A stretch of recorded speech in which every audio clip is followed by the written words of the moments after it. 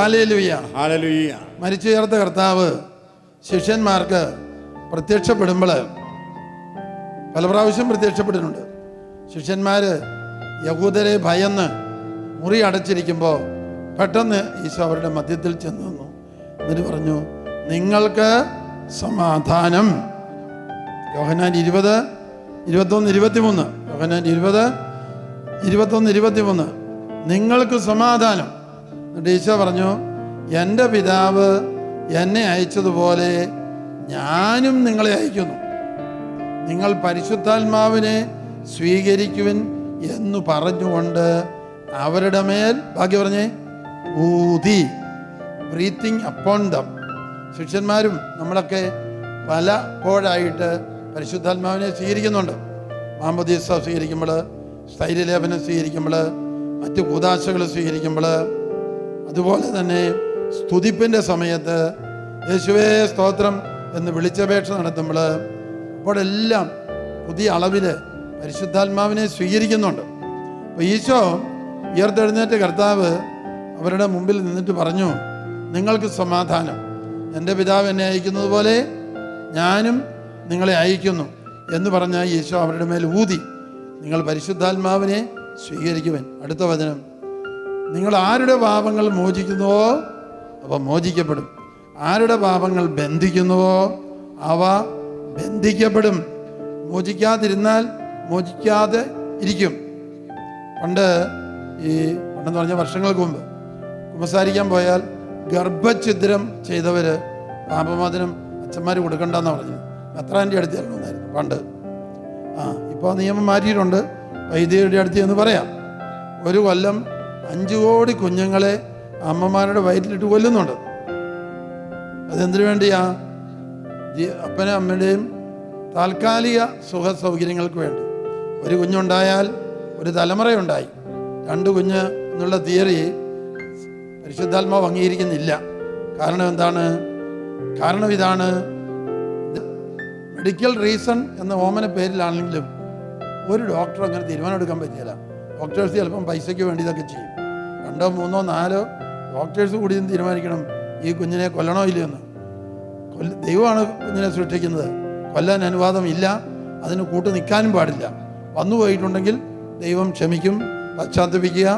നിങ്ങൾ മാമോദീസ മുങ്ങിക്കഴിഞ്ഞവരാണെങ്കിൽ കുമ്പസാരത്തിൽ ഏറ്റു പറയുക. മാമോദീസ മുങ്ങി കഴിഞ്ഞിട്ടില്ലെങ്കിൽ എത്രയും വേഗം ആ കുദാശയിലേക്കും വരാനായിട്ട് ശ്രമിക്കുക. മറ്റു കുദാശകൾ സ്വീകരിക്കണമെങ്കിൽ അത് വേണമല്ലോ. Hallelujah, hallelujah, hallelujah. നമുക്ക് ഒരു ഉണർവുമില്ല, ഒരു സുഖവും തോന്നുന്നില്ല, കുടുംബത്തിലൊരു സന്തോഷവും ഇല്ല. അപ്പം ചെല്ലേണ്ട പ്രാർത്ഥന ഇതാണ്, പരിശുദ്ധാത്മാവേ. ആരെങ്കിലും ഒരാളെങ്കിലും തുടങ്ങണം, മറ്റുള്ളവർ കൂടുകയാണെങ്കിൽ കൂടണം. ഇല്ലെങ്കിലും പരിശുദ്ധാത്മാവേ ഞങ്ങളിലും അനേകായിരങ്ങളിലും വന്നു നിറയണമേ. ആ പ്രാർത്ഥന കേൾക്കാൻ പരിശുദ്ധാത്മാവ് ചിറകടിച്ചിറങ്ങി വരാൻ നോക്കിക്കുക. പരിശുദ്ധാത്മാവാണ് സഭയെ നയിക്കുന്നത്. ഈശോ മരിച്ചുയർത്ത ശേഷം ഉള്ള കാലഘട്ടത്തെ പറയുന്നത് പരിശുദ്ധാത്മാവിൻ്റെ യുഗമെന്നാണ്.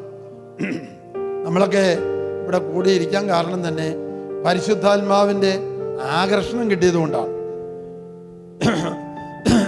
പരിശുദ്ധാത്മാവിലൂടെയുള്ള ദൈവസ്നേഹം നമ്മിൽ പറഞ്ഞുകൊണ്ടാണ്. അതുകൊണ്ട് പരിശുദ്ധാത്മാവേ വന്നു നിറയണമേ. കുടുംബ പ്രാർത്ഥന ഒക്കെ ചെല്ലാൻ നേരത്ത് ആഘോഷമായിട്ട് പടിഞ്ഞുകൂടി ഇരിക്കാതെ ഒന്ന് എഴുന്നേറ്റ് നിന്ന് ഒരാൾ, അപ്പനോ അമ്മയോ ചേച്ചിയോ ചേട്ടനോ, പരിശുദ്ധാത്മാവേ വന്നു നിറയണമേ ഒരു പ്രാർത്ഥനയൊക്കെ ചൊല്ലി കൊടുക്കുക.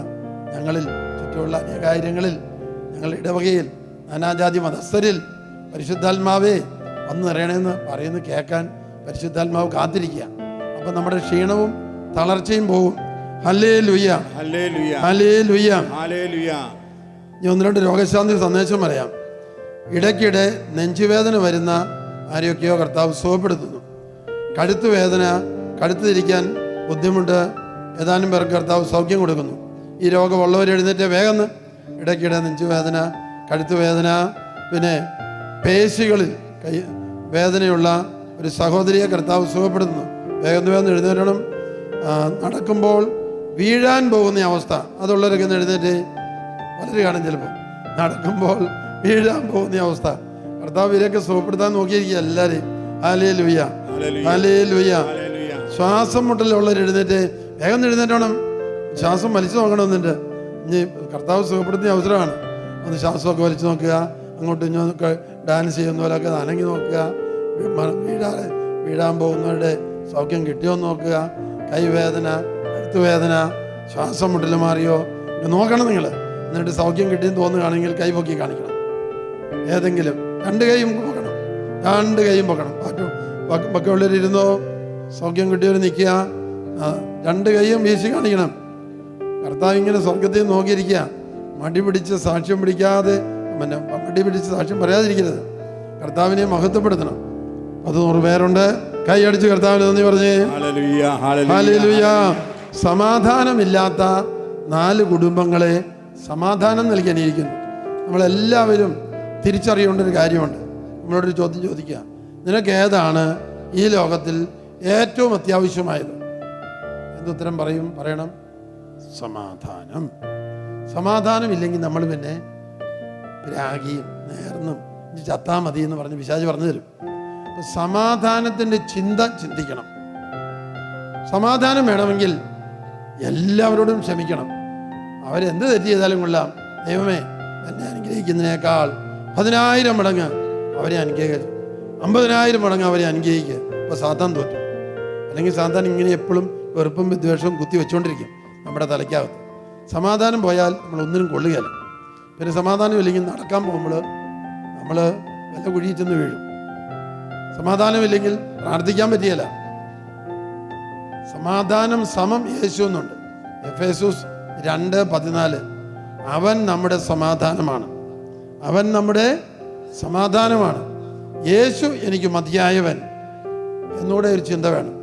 നിങ്ങൾക്ക് ഓർക്കുന്നുണ്ടാവില്ലോ, എൻ്റെ യേശു എനിക്കു നല്ലവൻ, അവൻ എന്നെന്നും മതിയായവൻ, ആപത്തിൽ രോഗത്തിൽ വൻപ്രയാസങ്ങളിൽ മനമേ അവൻ എന്നെന്നും മതിയായവൻ. സമ്മതമാണോ? ആണോ? ഭർത്താവ് ഉപേക്ഷിച്ചാലും, ഭാര്യ ഉപേക്ഷിച്ചാലും, അപ്പൻ ഉപേക്ഷിച്ചാലും, അമ്മ ഉപേക്ഷിച്ചാലും ഒരു നാളും നിന്നെ ഞാൻ കൈവിടുകയില്ല എന്ന് പറഞ്ഞ വചനങ്ങളേറ്റ് പറയണം.